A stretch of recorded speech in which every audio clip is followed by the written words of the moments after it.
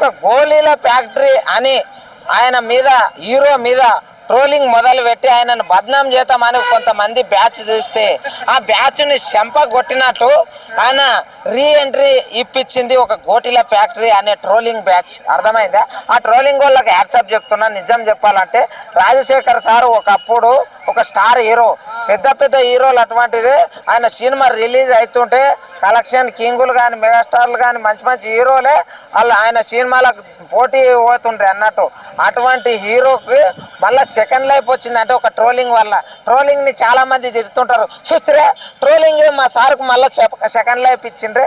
ఇంకొకటి సార్ ఒక మాట అన్నాడు ఆ ఫంక్షన్లో, ఏంటంటే ఇట్లానే మంచి మంచి అవకాశాలు ఇవ్వండి నాకు అని అడిగిండు. చూడు, మన ఇండస్ట్రీలో ఒక వ్యక్తికి ఇబ్బంది వచ్చినప్పుడు అవకాశాల ద్వారా ఆదుకోవాలని చెప్పేసి నేను ఈ సభాముఖంగా అడుగుతున్నా.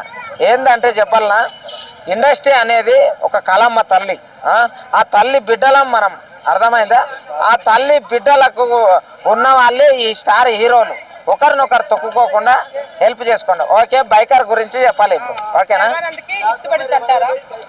శర్వానంద్ ఎంత చక్కనైన హీరో అంటే ఒక మచ్చలేని హీరో ఆయన. శర్వానంద్కు పేరుకు తగ్గట్టుగా చక్కనైన శర్వానంద్.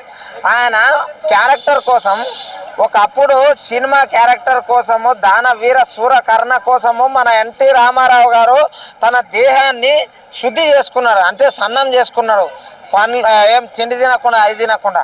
అటువంటిది ఈయన బైకర్ కోసము ఏకంగా కొన్ని కిలోలు దిగిపోయిండు, బకపీస్ అయిండు.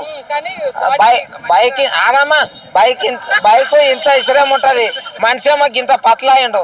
అంటే బైక్ రేసింగ్ అనేది ఇంతకుముందు మన టాలీవుడ్ ఇండస్ట్రీలో రాలేదు, ఇప్పుడు వచ్చిందంటే చాలామంది ఒకటి ఆలోచించాలి. మన టాలీవుడ్ దేంట్లో తగ్గదు, ఏ సినిమా అయినా తీస్తుంది.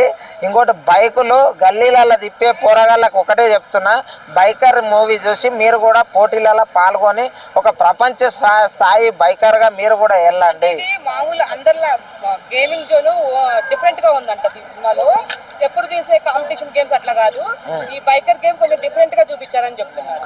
ఎస్ అండి, నిజం చెప్పాలంటే ఈ బైకర్ గేమ్ని చూస్తే నేను ఇంతకుముందు ఏదో సైకిళ్ళ పోటీలు చూసినాం, బండ్ల పోటీలు చూసినాం, ఎడ్ల బండ్లవి చూసినాం, కార్లవి కూడా చూసినాం. కానీ ఈ బైక్లో ఏంది అనే ప్రతి ఒక్కరికి ఒక క్వశ్చన్ మార్క్ వచ్చింది జనాలకు.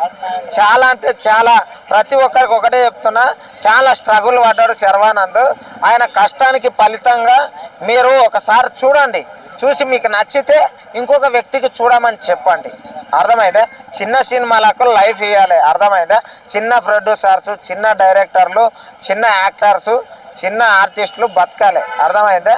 అందరు ప్రతి ఒక్కరు ఏ సినిమా అయినా సరే సినిమా చూసి బాగుండదు బాగాలేదు అని చెప్తూ ఉంటారు, కానీ చిన్న సినిమాలకు రివ్యూ ఇచ్చేటప్పుడు చూసి ఇవ్వండి. చాలా స్ట్రగుల్ పడతారు. పెద్ద దాంట్లకు టికెట్లు పెంచుకొని లాభాలు తెచ్చుకుంటారు, కానీ వీళ్ళకు కష్టపడిన శ్రమకే వస్తుంది.